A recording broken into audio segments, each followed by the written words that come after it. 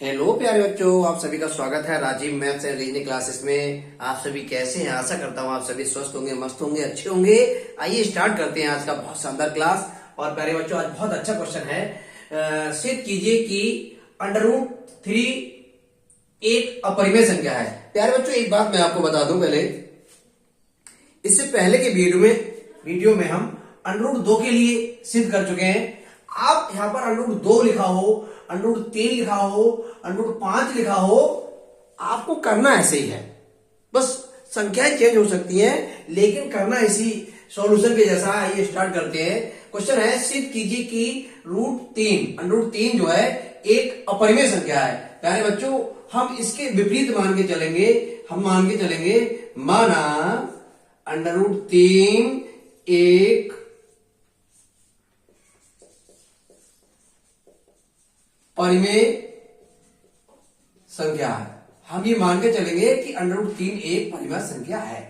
अब अगर ये परिमेय संख्या है तो परिमेय संख्याएं P/Q के रूप में लिखी होती हैं, तो इसे भी उसी रूप में लिख लेंगे। √3 बराबर हम इसे परिमेय संख्याओं के रूप में लिख लेंगे कि A/B के रूप में लिख लेंगे, जहां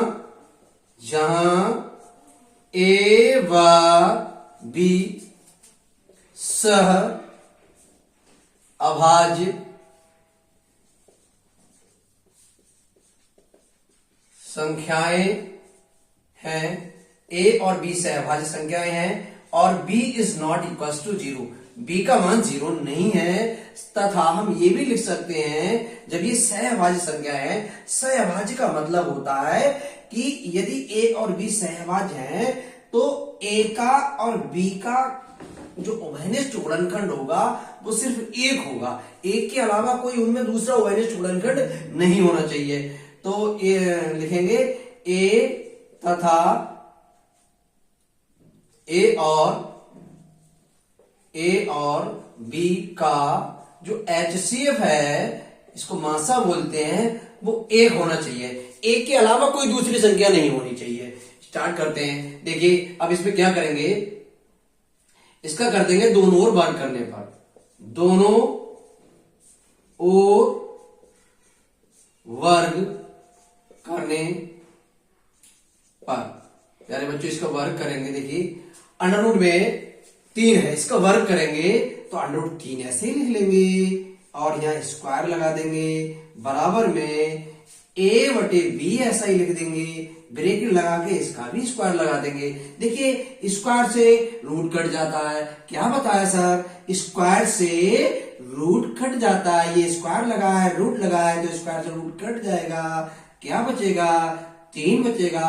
A का स्क्वायर करेंगे तो A² आ जाएगा और B का स्क्वायर करेंगे तो B² आ जाएगा। क्रॉस मल्टीप्लाई करेंगे। क्या करेंगे? कैंची की गुणा, आड़ी तिरछी गुणा, अंश की हर से गुणा करेंगे तो 3B² आ जाएगा और 1 की गुणा A² से करेंगे तो 1 की किसी संख्या से गुणा करते हैं तो वही संख्या आ जाती है। यहां से हम B² का मान निकालेंगे प्यारे बच्चों। B² बराबर आ जाएगा A²। और देखो, ये 3B² की गुणा में है तो हमें सिर्फ चाहिए B² का मान, तो 3 को हम इनके बटे में भेज देंगे A² के और इसे समीकरण नंबर मान लेंगे 1। प्यारे बच्चों, A² के बटे में 3 लिखा है, इसका मतलब ये होता है कि A² 3 से विभाजित होगा। जब A² 3 से विभाजित है, कट रहा है, तो A भी 3 से कटेगा। यहां लिखेंगे, क्या लिखेंगे? यहां A² 3 से विभाजित होता है, तब A भी 3 से विभाजित होगा। A भी 3 से विभाजित होगा। अब क्या काम करेंगे? अब यहां लिखेंगे, माना A² बराबर, अगर यहां 3 माना है आपने, जैसे √3 को सिद्ध कर रहे हैं तो A² बराबर 3 और यहां पर कोई और संख्या मान लेंगे। अगर यहां √2 होगा तो यहां 2C मानोगे। अगर यहाँ √5 होगा तो यहाँ 5c मानोगे। करना है ऐसे ही आपको, ए स्क्वायर बराबर 3c समीकरण 1 में रखने पर, देखो बच्चों समीकरण 1 में रखते हैं तो समीकरण 1 को पहले उतार लेते हैं। बी स्क्वायर बराबर ए स्क्वायर बटे 3, समीकरण 1 है ये, बी स्क्वायर ऐसे रहेगा, ए स्क्वायर की जगह पे 3c रखना है तो 3c, और यहां स्क्वायर लगा तो स्क्वायर भी लगा दीजिए आप, बटे 3, बी स्क्वायर ऐसे रहेगा, बी स्क्वायर ऐसे रहेगा तो क्या आ जाएगा इधर, बी स्क्वायर बराबर देखिए यहां 3 का स्क्वायर करेंगे तो 3 का वर्ग होता है 9 और c का वर्ग हो जाएगा c स्क्वायर और बटे में आ जाएगा 3, ऐसे ही 3 से काटेंगे 3 एकम 3, 3 3 9, तो बी स्क्वायर बराबर आ जाएगा 3c स्क्वायर। एक बार दोबारा समझ लीजिए ये लाइन, देखो 3 का वर्ग करेंगे तो 9 आ जाएगा, c स्क्वायर आ जाएगा और 3 ऐसे आ जाएगा, 3 से 9 को काटेंगे 3 3 9 तो 3 और c स्क्वायर बचा तो 3 स्क्वायर। यहां से हम क्या करेंगे, c स्क्वायर का मान निकालेंगे तो बी स्क्वायर बराबर c स्क्वायर, और ये 3 जो इधर इनके बटे में भेज दे रहे हैं तो यहां से c स्क्वायर को पहले लिख दे रहे हैं, या करके हम लिख सकते हैं c स्क्वायर बराबर बी स्क्वायर बटे 3, ये समीकरण नंबर आ गई 2।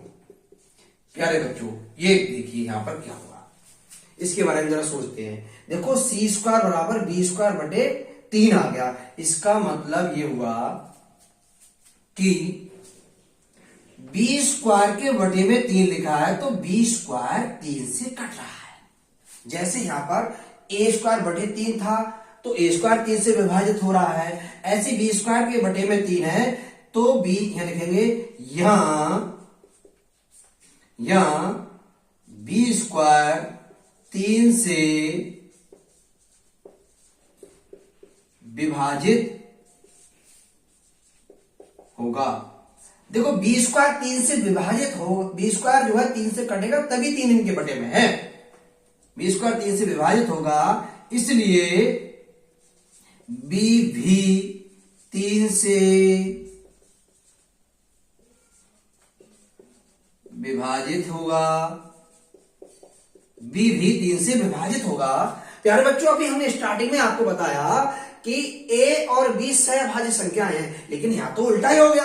उल्टा क्यों हो गया, यहां अगर a और कह रहे हैं कि a और b का मासा 1 होना चाहिए, और यहां तो a स्क्वायर 3 से कट रहा है तो a 3 से कट गया, b स्क्वायर 3 से कट रहा है तो b भी 3 से कट गया। इसका मतलब b और a दोनों 3 से कट रहे हैं तो b और a के मासा जो हो गए वो 3 हो गए इसके अनुसार, तो इसका मतलब ये गलत हो गया।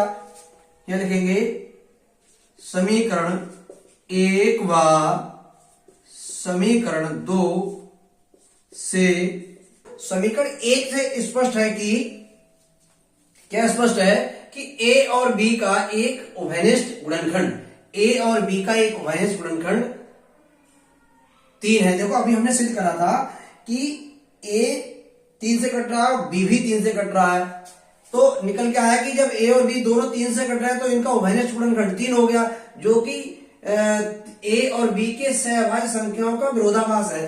जबकि सहभाज्य संख्या ये कहती है कि a और b का दो संख्याओं का उभयनिष्ठ गुणनखंड 1 होना चाहिए, जबकि उभयनिष्ठ गुणनखंड आया कितना है, यहाँ पर 3 है, तो ये गलत हो गया, विरोधाभास हो गया। यह विरोधाभास कैसे हुआ, हमारी कल्पना की कमी के कारण हुआ।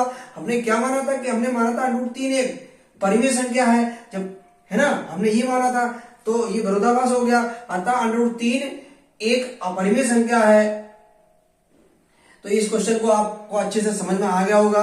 और प्यारे बच्चों ये क्वेश्चन मैं आपको होमवर्क में देता हूं, और यह है सिद्ध कीजिए कि √5 एक अपरिमेय संख्या है। हम √3 और √2 के लिए वीडियो के माध्यम से आप तक सॉल्यूशन पहुंचा दिया है हमने, और कमेंट करके आप हमें बताएंगे कि सर हमने ये क्वेश्चन कर लिया है। अगर आपको इस √5 एक अपरिमेय संख्या सिद्ध नहीं कर पाए तो आप हमारे वीडियो को 2 से 3 बार देख लें, तो आपको अच्छे से समझ में आ जाएगा।